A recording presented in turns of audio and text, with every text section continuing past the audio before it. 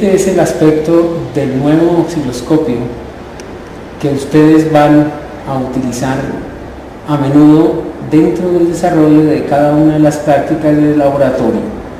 Veamos algunas partes de este aparato que de alguna forma son muy similares a los osciloscopios tradicionales. Miremos por ejemplo la parte posterior del aparato.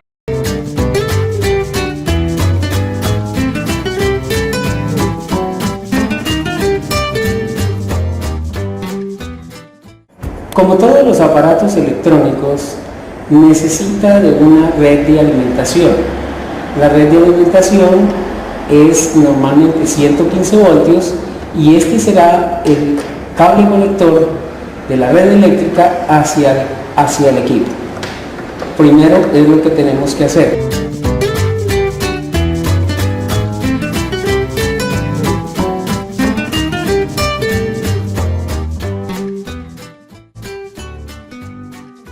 El siguiente paso a seguir para lograr la operación del osciloscopio es encenderlo.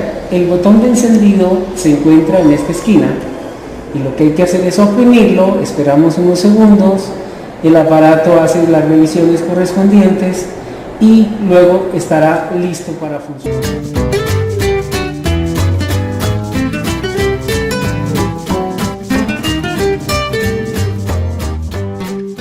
Sería un caso donde la sonda que estamos observando tiene una compensación excesiva.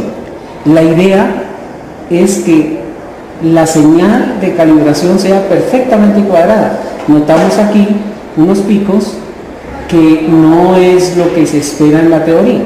Para poderlo poner en posición nuevamente, deberíamos mover estratégicamente este ajustable de la sonda y lo tenemos que hacer con una herramienta que es de plástico, un calibrador especializado. Entonces debo moverla para lograr la nueva compensación.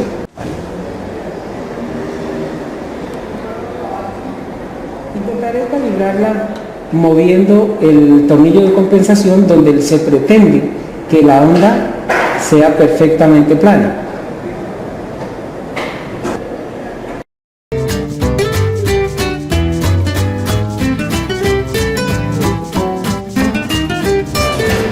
Este sería el caso de la sonda que tiene una compensación excesivamente baja. Igual también tendría que proceder a organizarla calibrándola.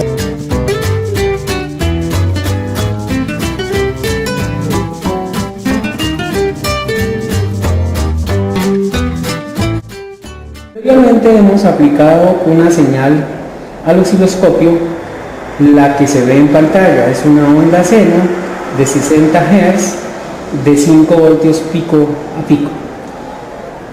Veamos que este osciloscopio, como cualquier otro, tiene los mismos controles básicos y algunos otros adicionales especiales para este modelo. Veamos por ejemplo los botones que tienen que ver con el amplificador vertical. Este botón maneja el grado de amplificación de la señal que le entra por la sonda. Veamos qué hace. Cuando yo lo muevo, simplemente la señal en la pantalla logra más voltios por división o menos voltios por división. La idea de este botón es moverlo a tal punto que la señal pues logre el máximo en la pantalla sin salirse de ella, como sería el caso si yo muevo este botón, pues obviamente la señal se recorta por la parte superior y por la parte inferior y no la puedo leer. Entonces la idea, como cualquier osciloscopio, es darle la ganancia al amplificador vertical del osciloscopio necesaria para poderla poner en el área de visualización de la pantalla. Veamos por ejemplo la acción de este que está asociado a este botón, que está asociado también con el control vertical. Este sería el control que nos permite localizar la señal en el área vertical de la pantalla. Nos permite subir la señal dentro de la pantalla a tal punto que por alguna necesidad necesito ponerla más arriba para que la señal número 2 del canal 2 se pueda también ver en simultáneo, o en su defecto bajarla. Con este botón lo que hago es mover la imagen en la vertical. Por supuesto, la idea es que quede en el área de visualización. Veamos otra función que hacemos o logramos con estos botones. A diferencia de los otros osciloscopios, los tradicionales, nótese que la pantalla tiene 10 centímetros por la horizontal y 8 centímetros por la vertical. En el preciso instante que yo oprima este botón por unos instantes, la señal automáticamente cambia al eje central en la pantalla, o sea, en el recuadro número 4. Veamos cómo funciona. Lo oprimo una sola vez y la señal automáticamente toma el nuevo nivel, que es en el centro de la pantalla. Eso nos va a permitir hacer las mediciones que a nuestro parecer sean interesantes o importantes para el caso. Otra de las funciones que tiene este tipo de osciloscopio es una ayuda que le brinda la fábrica mediante un software para que el estudiante obtenga una información de qué hace cada botón en particular. ¿Cómo lo hacemos? Simplemente oprimo el botón correspondiente unos segundos e inmediatamente en la pantalla aparece el mensaje de lo que hace este botón. Sabemos por experiencia que este botón, según lo acabamos de ver, la señal sube o baja por la vertical. Voy a oprimirlo unos segundos para que el mensaje se aparezca en la pantalla. Lo oprimo unos segundos e inmediatamente aparece el mensaje. ¿Sabemos lo que hace? Veamos lo que dice. Dice, al pulsar la perilla de compensación vertical de un canal, se establece la compensación en 0, que fue lo que hicimos la primera vez. En otras palabras, la referencia se mueve al centro vertical de la pantalla. Pero adicionalmente sabemos lo que hace ese botón. Dice, al girar la perilla de compensación vertical de un canal, se mueve la forma de onda del canal hacia arriba o hacia abajo en la pantalla. El valor de tensión que se muestra momentáneamente en la parte superior derecha de la pantalla representa la diferencia de tensión entre la retícula central y el icono marcado como referencia en tierra.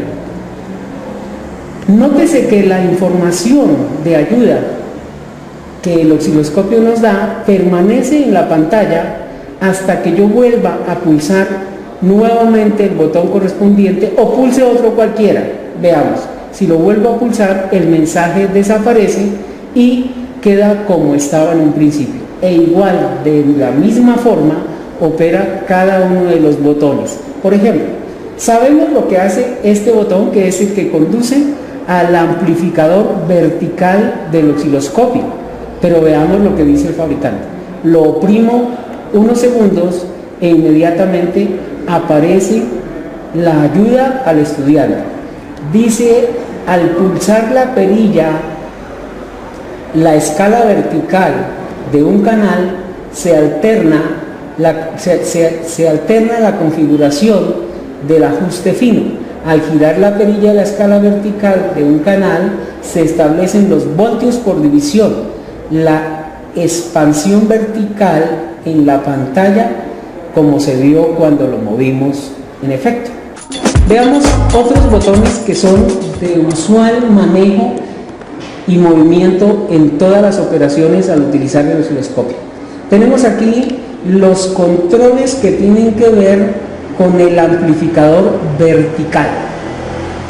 Los botones que normalmente utilizamos son básicamente el que controla la amplificación en el eje del tiempo. Veamos qué sucede cuando lo muevo con respecto a la señal en la parte horizontal. Entonces, lo voy a mover y observe que lo que estoy moviendo son el eje del tiempo. Nótese que con esto estoy tratando de sincronizar el barrido del osciloscopio con la señal que estoy intentando mirar. Obviamente uno tiene que moverlo a como se hace en los osciloscopios tradicionales, donde la idea es visualizar la imagen lo mejor posible en la pantalla para luego ser analizada y medida. Este osciloscopio, a diferencia de cualquiera de las marcas que tenemos en nuestro laboratorio, tiene incorporado un generador de señales, que para este caso está previsto generar una onda seno, está previsto generar una onda cuadrada, una onda triangular, puede generar pulsos y aún puede generar ruido para determinar cierto tipo de aplicaciones en algunos amplificadores que se estén implementando en la vida del estudiante. Veamos cómo opera el generador de señales en este osciloscopio. Nótese que aquí en el área de disparo del osciloscopio hay un botón que está marcado como generador de onda. Este generador de onda estará iluminado en color azul en la medida que el generador interno esté activado. Para este caso está activado. Si yo lo vuelvo a pulsar, entonces el generador de onda se desactiva y el botón se apaga. Es una forma de saber que el osciloscopio, su generador interno, está funcionando. Prendamos el generador de onda. Al observar la onda que está en pantalla, es una onda seno, que es la que el generador interno está produciendo. Hemos dicho que puede producir diferentes formas de onda. Veamos cómo se programan las diferentes formas de onda. Recuerden que estos son las teclas que se llaman teclas programables, mientras que las demás teclas simplemente llamémoslas teclas o botones. En las teclas o botones programables, en la parte de arriba de la respectiva tecla, observamos los respectivos menús que nos dicen las características de la onda. En este caso, aquí observamos que dice forma de onda seno, es la que estamos viendo en pantalla. Frecuencia de esa onda que está en pantalla, 60 Hz. Amplitud de esa onda que está en pantalla, 5 voltios pico a pico. Podemos cambiarla. Al cambiarla, lo que hago es oprimo el botón correspondiente, el menú me presenta las posibilidades y está previsto que con el tiempo el menú se desaparece, así que tengo que volver a pulsar, y con el botón de programación o de autorización podemos perfectamente determinar la forma de onda que quiero. Veamos nuevamente: onda seno, onda cuadrada. En la parte de atrás se observa la forma de onda. Podemos visualizar rampa, la rampa. Podemos visualizar pulsos, o podemos visualizar una señal DC, o podemos producir un nivel de ruido determinado dependiendo del caso. Regresemos nuevamente a la onda tipo seno, pero veamos, por ejemplo, que también podemos variarle la frecuencia. Al oprimir la tecla de programación de la frecuencia, podemos ahora mover el botón de autorización y la frecuencia se puede perfectamente cambiar al valor que uno la necesite, obviamente dentro de unos límites. Los límites de variación de frecuencia están desde 10 nanohertz hasta 20 megahertz. Cuando la frecuencia ya es 20 megahertz, como es este caso, aparece un letrero en la pantalla que dice fin o el control está al límite. Nótese, por ejemplo, que ahí en la pantalla se presume hay una onda seno de 20 megahertz. Tengo que mover el control de horizontal, o sea, tiempo por división, para que la señal entre en sincronización y la pueda visualizar, como es este caso. Esa señal que está en la pantalla que ya ha sido adecuada con el control de horizontal, esa es de 20 MHz, 5 voltios pico a pico, onda cero. Veamos cómo podemos variar la amplitud de esos 5 voltios. Oprimo la tecla y con la de autorización estoy moviendo el voltaje. En este caso estoy bajando de 4,76, puedo colocarla en cualquier valor, por ejemplo en 4 voltios. Si eso es lo que yo quiero, 4 voltios pico pico, muevo el botón hasta lograr los 4 voltios pico pico. Observemos la señal que está en pantalla y los datos que le hemos pedido en cuanto a las mediciones. Primero se trata de una onda tipo seno. La frecuencia de esa señal es 10,302 kHz. El ancho del pulso positivo es 48,32 microsegundos. El ancho del pulso negativo 48,75 microsegundos y tiene un periodo de 97,07 segundos. Veamos la aplicación que tienen los cursores, otra función para hacer las mediciones. Entonces voy a pedir las mismas mediciones pero con cursores y note lo que sucede en cuanto a las mediciones. Por ejemplo, si hacemos un acercamiento, encontramos que la distancia en tiempo que hay de aquí a aquí para mirar una onda, un ciclo, es de 97,7 microsegundos, que era justamente el periodo visto en la información anterior. El inverso de este periodo me daría la frecuencia, que para la imagen anterior y para la de ahora es 10,302 kHz. En cuanto a la amplitud se refiere, pico a pico, hemos cuadrado los cursores de tal manera que me lea desde la parte más baja a la parte más alta de la onda y da 8,0805 voltios pico a pico. Voy a regresar a la sección mediciones para pedir pico a pico a ver cuánto tiene la onda. Entonces pido mediciones, el tipo de medición y pidamos pico a pico. Entonces al mirar la onda pico a pico encontramos que según esto da 10 voltios pico a pico.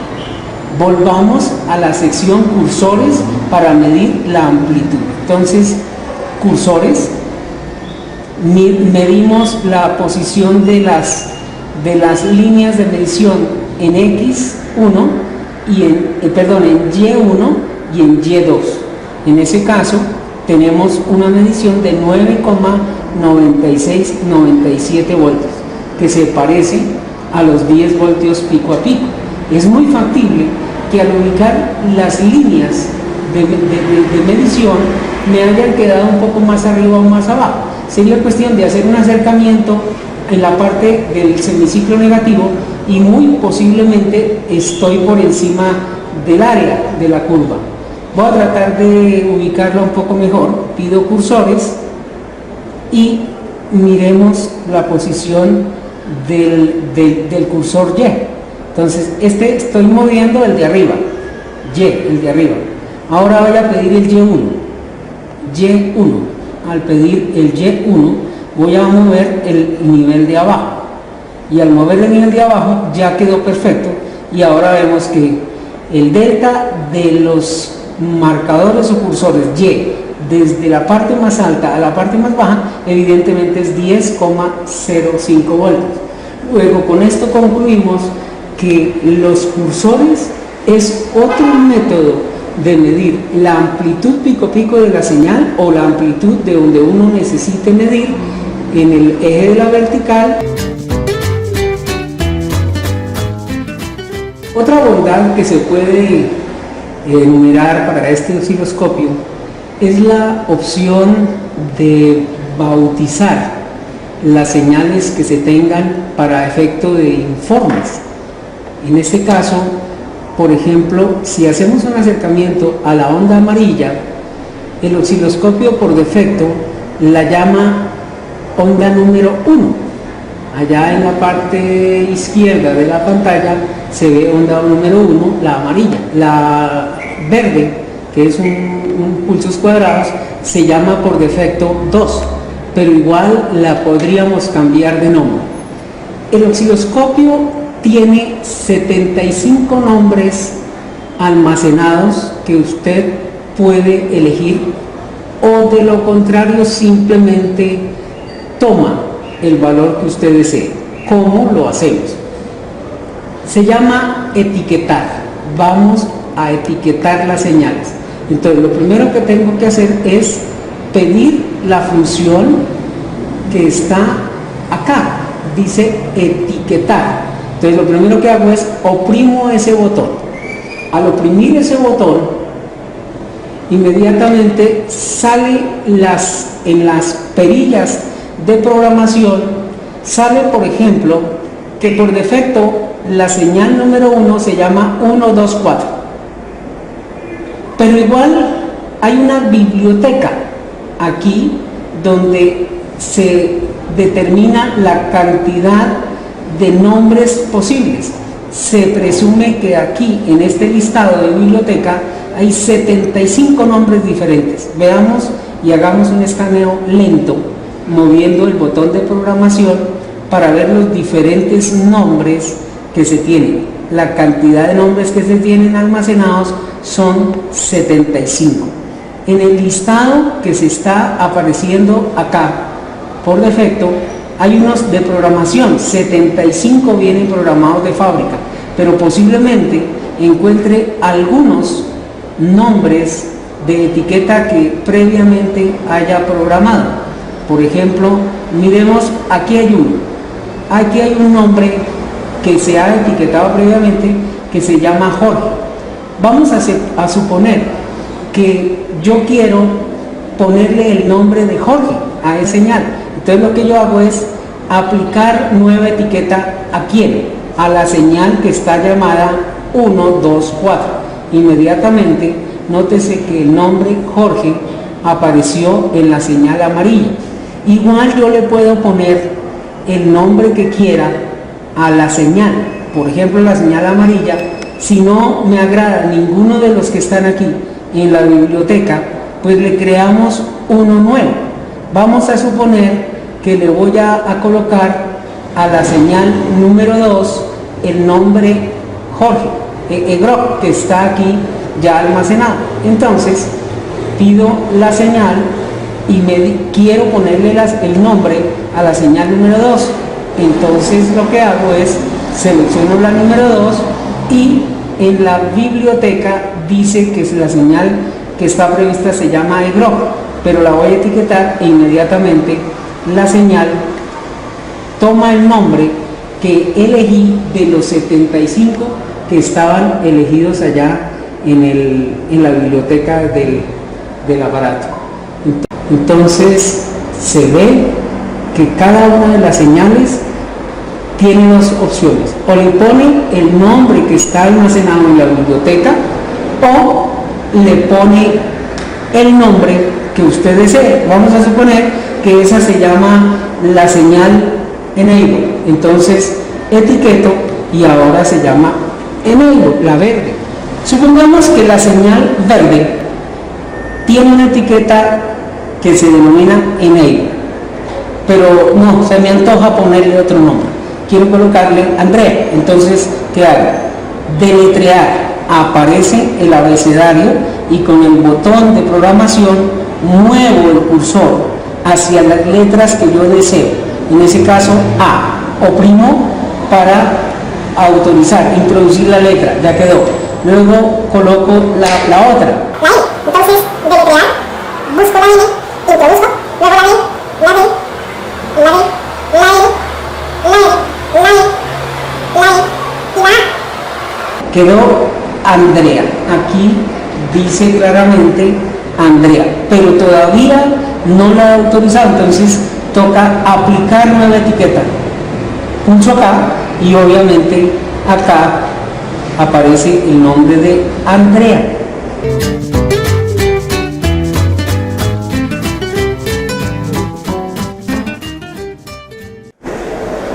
Nótese que tenemos en pantalla dos señales del tipo SEN, de la misma amplitud, de la misma frecuencia, es la misma señal para los dos canales. Veamos las características de las señales en cuestión.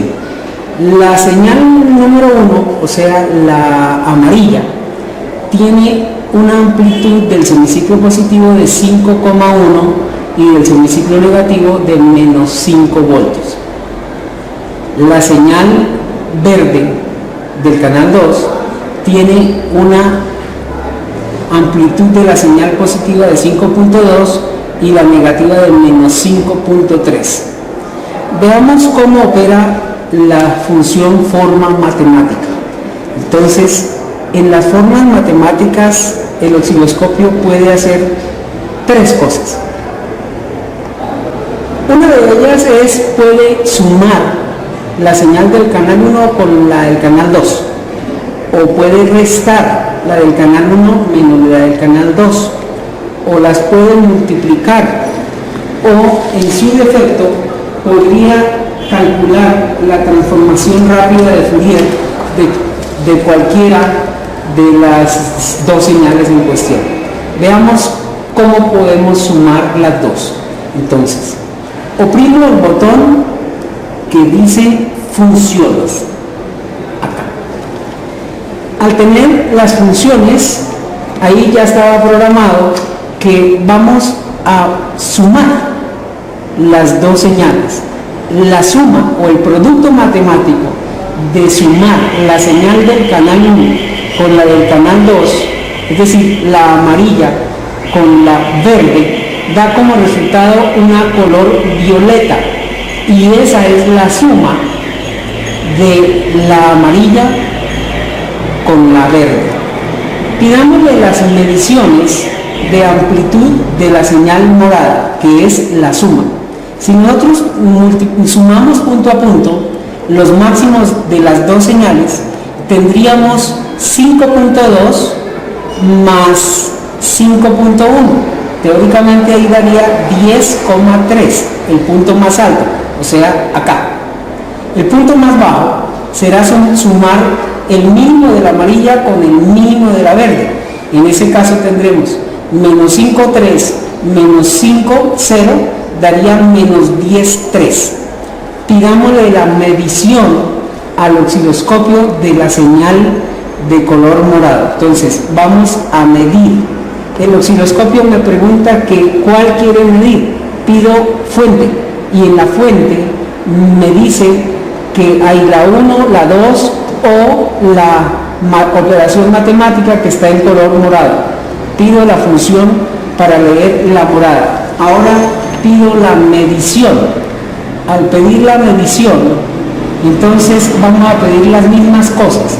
Vamos a pedir el máximo de la morada y el mínimo de la morada. Esos dos datos inmediatamente aparecen en la parte baja, y habíamos dicho que el máximo de la morada, la suma, iba a dar 10,2 y el mínimo de la morada iba a dar 10 negativos. Entonces vemos que el osciloscopio puede perfectamente sumar dos señales. De igual manera que las sumó, las puede restar. En el caso de la señal amarilla y la verde, como son exactamente iguales, si yo pido la función restar, significaría que la resta, por lo menos teóricamente, debería dar 0. Sin embargo, veamos con exactitud qué sucede. Entonces, pido la función matemática, y aquí está puesta la función sumar, pero voy a decirle que resta. Entonces oprimo y selecciono la resta, y observen ustedes que la resta teóricamente es la línea color morado, y esa línea color morado en la teoría debería ser 0, porque como son dos señales exactamente iguales, la resta entre las dos ha de dar 0. Sin embargo, observemos que da menos 200 milivoltios la parte baja, la parte negativa, y más 600 milivoltios. ¿Qué es lo que ha sucedido? Pues seguramente las señales amarilla y verde no son puras, y entonces lo que hace es sumar, bueno, en este caso restar literalmente. La otra razón posiblemente es que estén corridas en el eje de la X unos grados, y eso hace que la resta entre las dos señales sea en lo que está aquí en pantalla. ¿Qué aplicación puede tener esta función? Por ejemplo, verificar un amplificador diferencial, qué es lo que debe entrar y qué debe salir para el caso de un amplificador diferencial.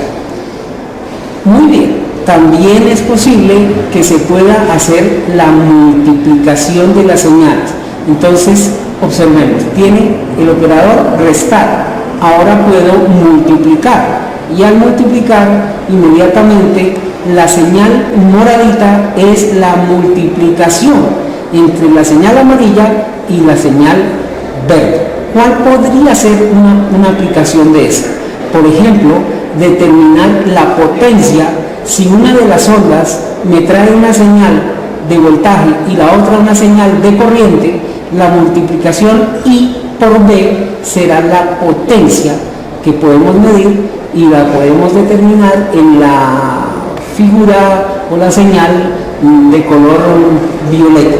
Igual la señal de color violeta podemos pedir la medición y sus características como se puede hacer con cualquiera. Otra función que puede hacer es la función que tiene que ver con FFT, y esa FFT significa calcular la transformación rápida de Fourier de cualquiera de las señales. En ese caso, se me antoja, voy a dejar la señal del canal 1 solamente en la pantalla. Entonces, veamos cómo podría ser el caso de la señal número 1 en la pantalla, nada más.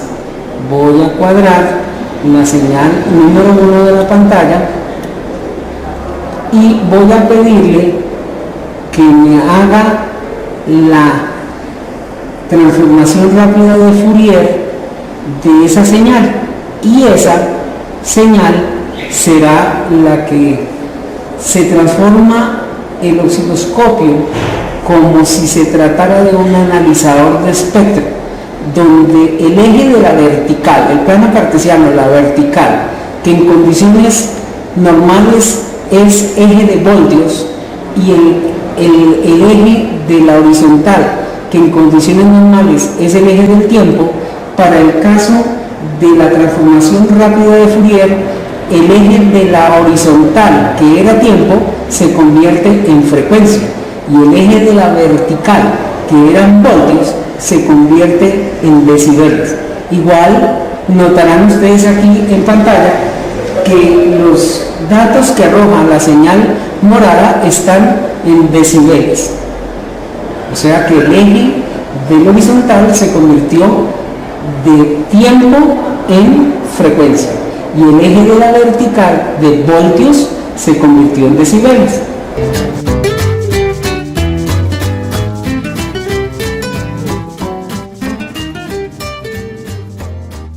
Veamos el procedimiento para guardar una imagen en una memoria USB. Entonces, los pasos a seguir son los siguientes. Primero, introduzco la memoria USB en el puerto correspondiente y el osciloscopio la identifica cuando entra. El siguiente paso que tenemos que hacer es oprimir el botón guardar, recuperar, que es este botón guardar, recuperar. Inmediatamente aparece en el menú aquí guardar, oprimo guardar. ¿Qué tipo de formato? Vamos a guardar en imagen 24 bits. ¿Dónde la vamos a guardar? En la USB. Entonces la vamos a guardar en la USB. Lo que hacemos es presionar guardar. Sobre escribir el archivo, entonces le digo que OK, y ya guarda el archivo número 2. El archivo se guardó correctamente. Entonces recordemos que la señal se llama Andrea y es un pulso cuadrado un tren de pulso cuadrado y el nombre Andrea. Entonces ahora vamos a verla en el computador. Vamos a sacar la memoria para llevarla al computador para mirar la información que ha quedado almacenada aquí en la USB. Entonces, a la memoria para ver lo que ha quedado grabado. Recordemos que el archivo se llamaba Z12. Entonces, me ubico en Z12 y abro ese archivo y ahí está la señal que habíamos guardado. Recuerden que era una señal onda cuadrada y se llamaba Andrea, que es la señal que habíamos grabado.